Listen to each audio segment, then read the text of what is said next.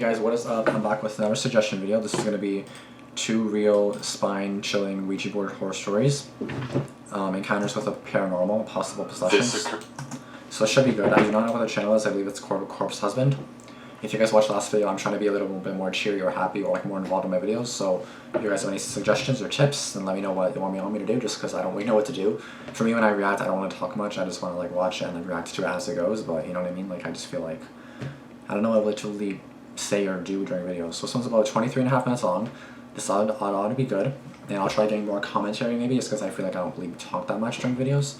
And I probably should talk a little bit more at least. So let's go, guys.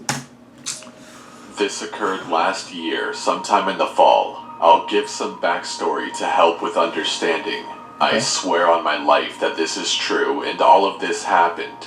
I had recently been broken up with by a guy I really liked, and I went into a depression. I'm a firm believer in ghosts and demons, and I'm the type of person who shoves their problems away and refuses to talk about them at all. So when this happened, I just kind of burst at the seams, and everything from my childhood that I put away came flooding back to me. This put me very deep into depression, and I was very close to giving up completely. I stopped believing in God, and for the hell of it, I messed around and prayed to the devil or whatever dark force you believe in. This story only includes a few people, my stepsister and a few people from around our neighborhood. Now, on to the story. I'll begin from my neighbor Sally's house. I was with my stepsister, Amy, Sally, Sally's friend, and another neighborhood friend, Nick. We were in Sally's room, and her friend had made a Ouija board for shits and giggles. She took an empty cereal box, opened it up, and laid it flat. She then drew the letters and symbols on it and grabbed a shot glass, which she turned upside down. We learned the rules, did what we were told to do to make it apparently work, and tried it out.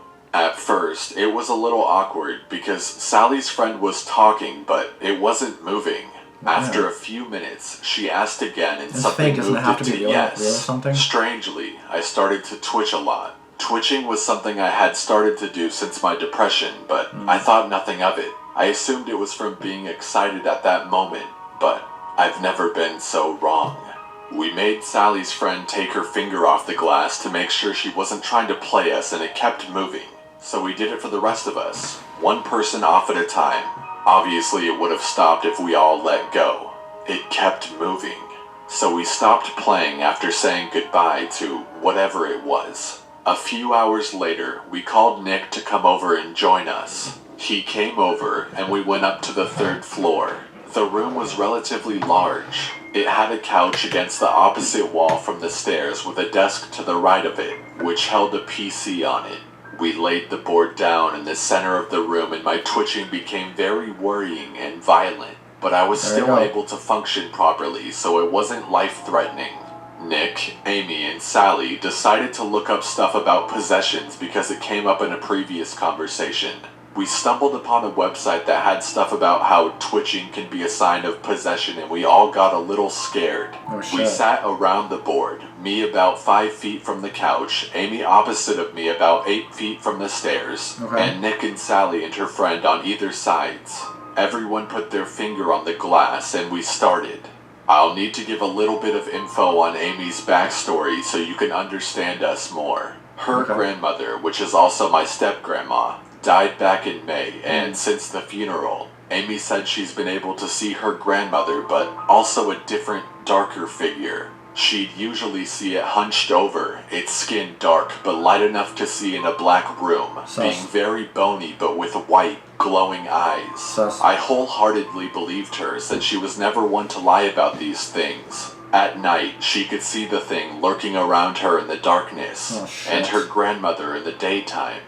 Back to the present now. Still creepy though. Amy said that she could see her grandma sitting behind me on the couch, so we let Amy try first. We immediately got an answer. We talked to her for a little bit, and then things started to get scary. Her grandma had said there was a danger for Amy, and she asked who. The shot glass moved to me, and then back to the center. Amy asked if I was the danger, and it moved to yes. I'm not one to cry easily, but right then I started sobbing, terrified of myself. Nick scooted over to me and wrapped his arm around my shoulder in a friendly manner, and we stopped playing after saying goodbye. Everyone was comforting me, and I soon calmed down, but I was still scared and wanted answers, so we went back to the board. We went over the steps 3 times, but Amy said that her grandma wasn't there anymore, so I tried. After asking if anyone was there the second time, I felt a weird channel of energy come through me. I had never felt it before, but the glass moved to yes. I didn't mention it to anyone, but I got very paranoid. I asked who it was, and it spelled out T-H-A-Z. Nick and Sally went to look it up and sadly found nothing. They came back and we continued. At one point I asked, "Are you the figure that Amy sees at night? Watching her?" And the glass moved to yes. Oh, hell no. I burst into tears again, and so did she. Hell no, I'm leaving. Being thoroughly terrified of this, I made sure no one was fucking with us by each of us removing our fingers one at a time.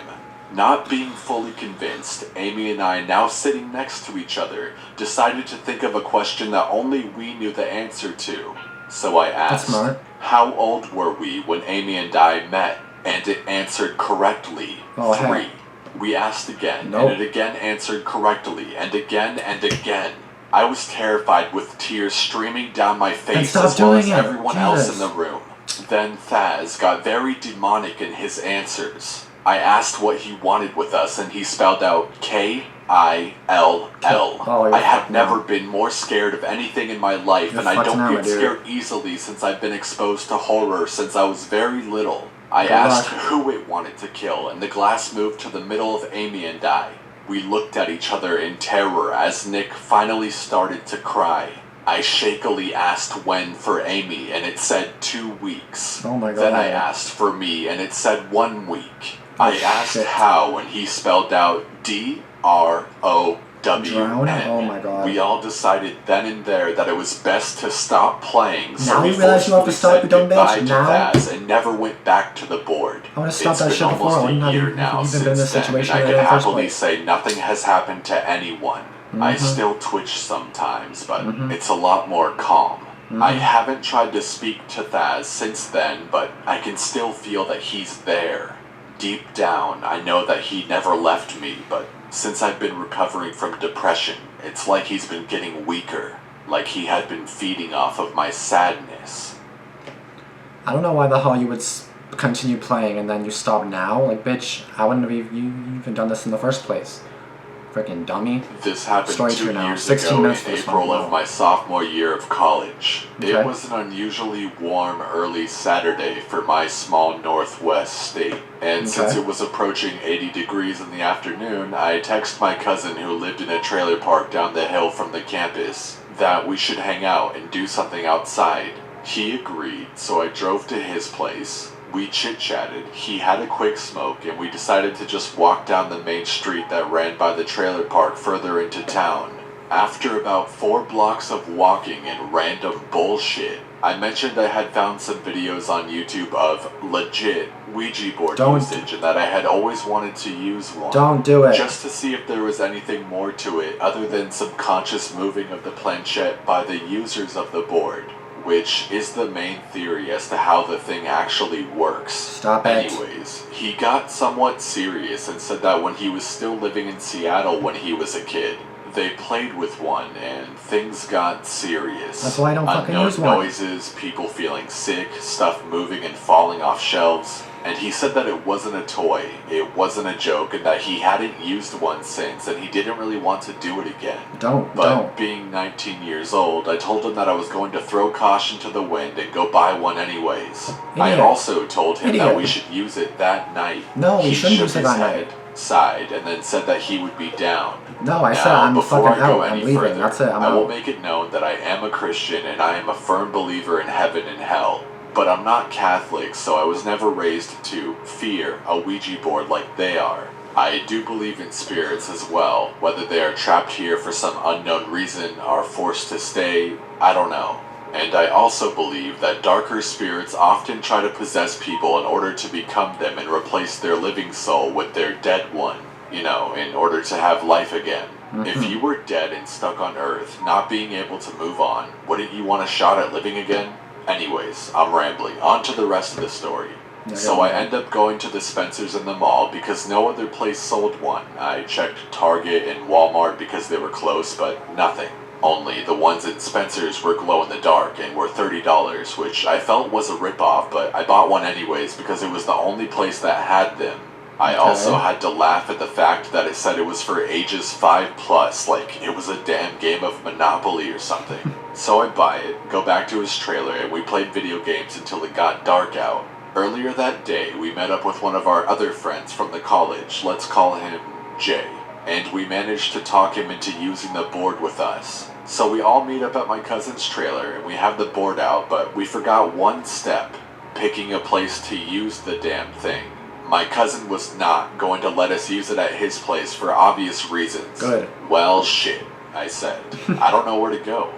Then a thought popped into my head. Where's a good place to talk to dead people who may or may not be stuck on Earth? Don't go to the cemetery. Don't go. Yes, that's definitely genius. Genius my ass, you and fucking Jay idiot. gave me a surprised but somewhat excited look, and we all agreed that that would be the best place to use it and have the best odds of it working. And if shit went south, well, at least my cousin's house won't be the new home of some unwanted guest. So we load up my truck and head to the nearest cemetery, which happened to be a somewhat large Catholic one on the top of the hill in the middle of town. There were newer plots at the bottom of the hill and a gated roadway leading up to the hill of the older parts of the cemetery. I drove up to the gate and saw that it was open. There were street lights scattered along the road that ran up into the cemetery and branched off at the top of the hill to other parts, and they were on, so I figured it was okay to drive there at night. I drove into the top of the hill, parked the truck halfway into the grass, and we got out with Jay holding the board. Well, we're surrounded by graves. How do we pick where to go? My cousin tells Jay to just walk where whatever leads him. He starts walking into the larger and darker part of the cemetery. The street lights lining the roads were very weak and dimly lighting only a 20-feet radius of ground around them. Probably so as to light the way of the road, but not turn the cemetery into a miniature sun at night. Jay walks into probably the darkest and poorest lit area of the cemetery, under a very dim street light, and sits down Indian style in front of a lonely rectangular red granite headstone.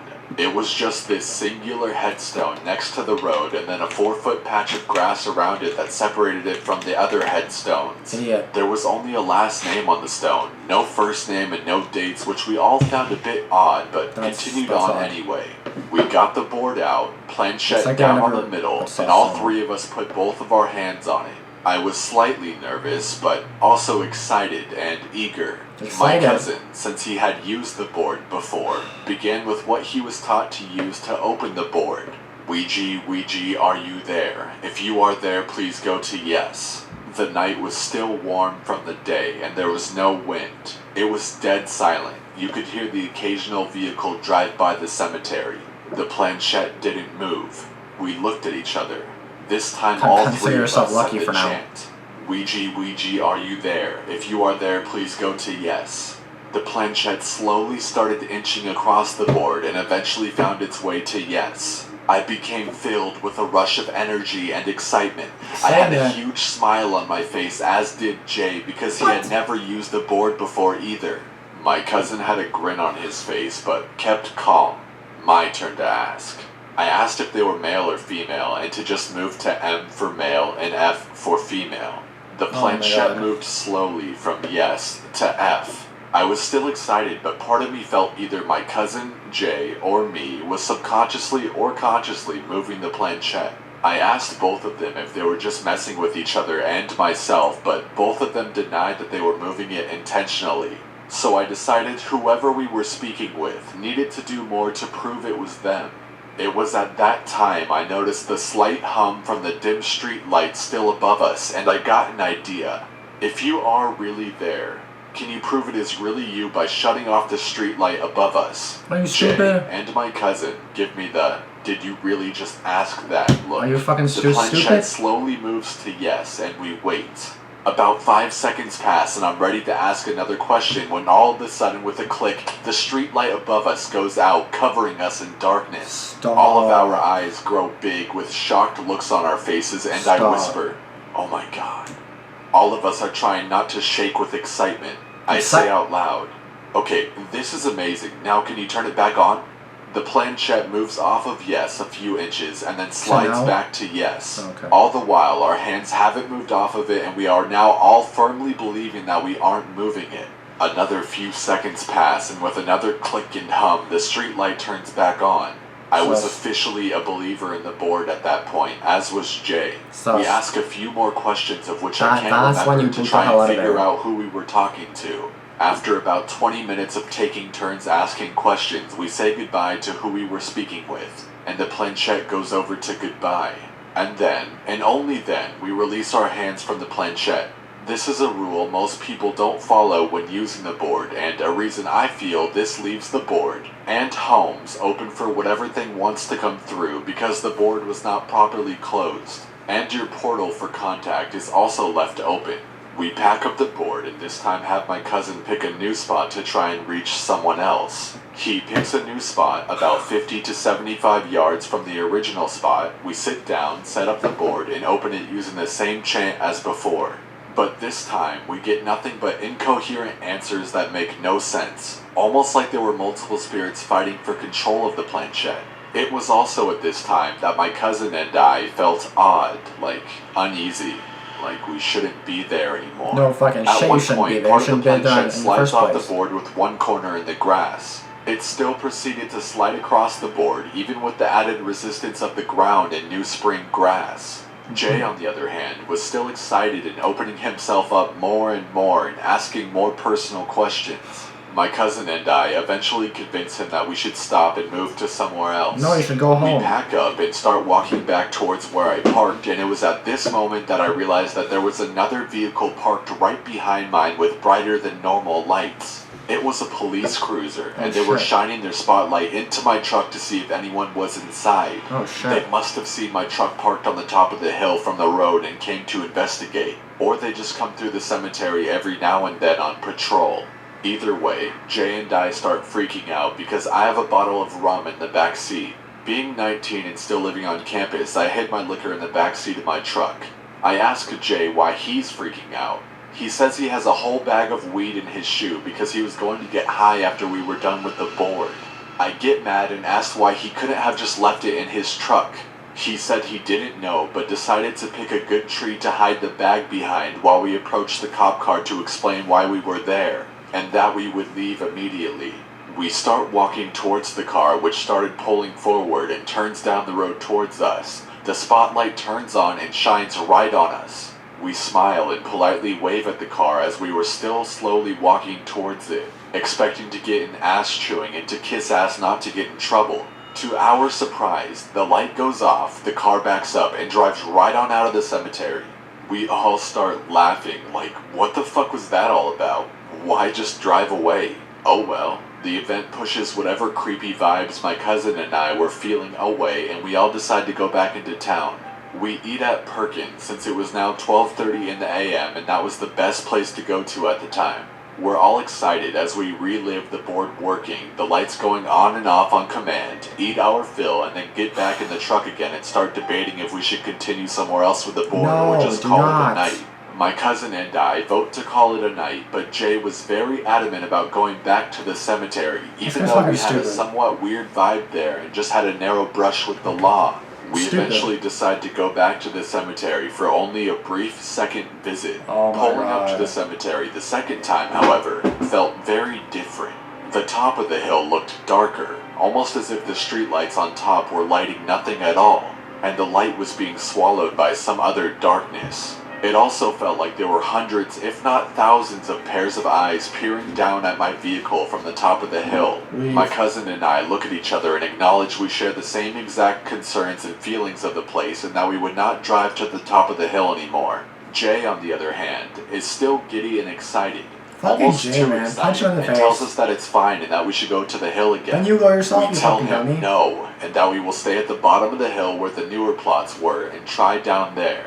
He was having none of it. grabbed the board from the back seat, turned, gaze never leaving the top of the now growing darker and eerier hill, and started brisk walking up the road to the top of the hill. My cousin and I are starting to freak out and still standing there stunned. We yell at him to stop and that we aren't going up there with him. Jay is silent and still brisk walking up the road, almost as if he's unaware we are there, still looking towards the top of the hill. We try to rationalize what is happening and think Jay is just messing with us to scare us, and we sprint after him and tell him to stop. Eventually, I get behind him and my cousin gets in front of him and grabs him by the shoulders and shakes him and says, "Stop, we are not going up there, there's nothing good up there, let's leave." Jay, still staring up at the hill, responds, "Why? Guys, we have to go up there again, we have to see what's up there, we have to." No, we don't. Both say no, and my cousin spins him around towards me and back down the hill, and I look at Jay's face and I freeze. His pupils are dilated to the point that his eyes appear almost solid black, with only small amounts of white remaining. We forcefully start walking him down the hill back towards the truck. The whole time Jay's head is cranked back towards the hill. He is mumbling that we still need to go up there. We throw him in the back of the truck, we get in, lock the doors, and I drive away from the cemetery quickly. Jay's face is plastered against the back window, still staring at the cemetery. After we get 2 blocks away and turn, leaving the site of the cemetery, Jay snaps out of whatever trance he was in. His pupils look normal and he's asking why we left the cemetery. He tells us that all he remembers was us pulling up to the cemetery again, and then the next thing he knows, we're leaving. He remembers nothing of him walking up the hill by himself, nor anything that was said by us or himself. We explain to him what happened and he's just silent. We get back to my cousin's house, we part ways, and I go back to my dorm. I stay up until sunrise, then I finally fall asleep. Jay moved out east a month after that year of college, and I went back home for the summer. I haven't touched the board since. Good.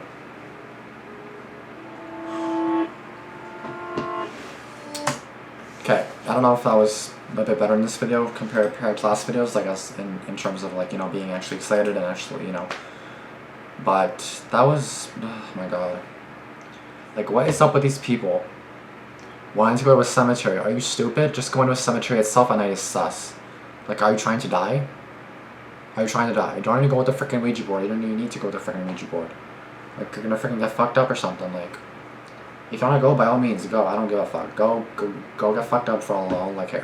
That's you, not me. I told you not to go, you went, whatever. I warned you, go. Get out. I don't care. Bye. Thank you. Bye. Peace out, I don't care. I mean, it's not my fault. Like, you're the one that's being stupid and wanting me to go, so go. Go then. I don't care. Go ahead then. If you want to be stupid and freaking want to get killed, then go ahead. Like, oh my god, freaking people, man. Like, what the hell's with people on Ouija boards? I'm not gonna lie, like, hearing about these stories makes you tempted to do it, but I never would do it. If I ever did, oh my goodness, then I would probably, I'd yell at myself for doing it, because I'm bitching on you guys for doing it, so why the hell would I do it myself? So I'd bitch on myself if I was even considering doing it, which I'm not considering it. I'm just kind of like wondering, you know, maybe watch the videos on or something, but I don't think it's real, but again, knock on wood, I never plan to find out, so that's that. What's that? Too bad. I don't care.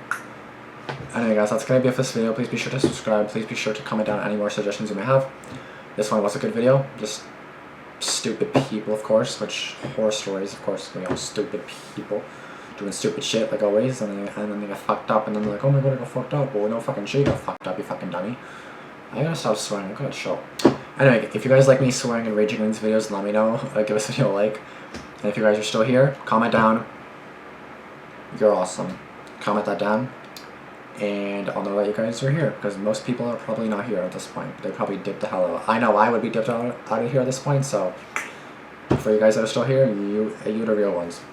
I'll see you guys in this one. Thanks for watching, and peace out.